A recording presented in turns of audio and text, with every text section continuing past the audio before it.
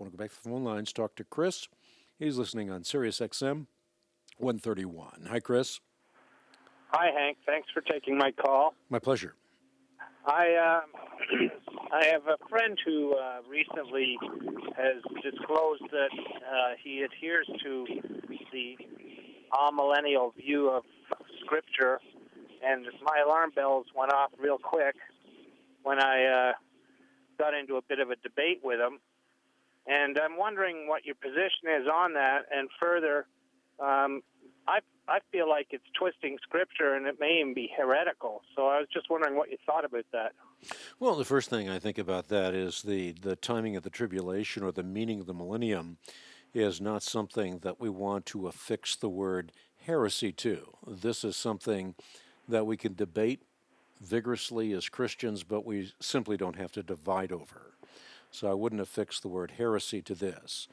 There are Christians who believe that the millennium is a period of time between the first and second comings of Christ. So they still associate an indiscriminate amount of time, perhaps 2,000 or more years, to this time frame. We don't know at this point, or an amillennial can't tell you exactly how much time will lapse, because the second coming of Jesus Christ is not yet taking place.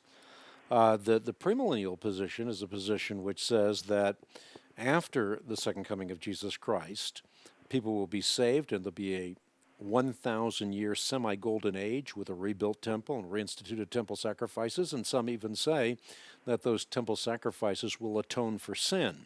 Then there'll be a great apostasy at the end of this millennial age, and then the eternal state.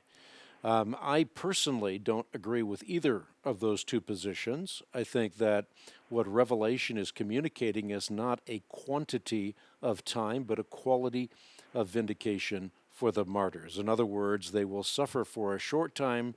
Their vindication will be an eternal vindication.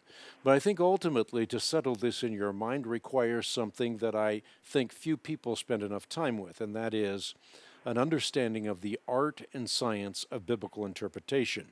To understand the book of Revelation, and this includes Revelation chapter 20, where this idea of 1,000 years is repeated 6 times, you have to have a good understanding or a good grasp of the Old Testament scriptures. If you do not, you might get caught going off on a fantastic fantasy journey, as opposed to rooting or grounding yourself in the wellspring of Old Testament information.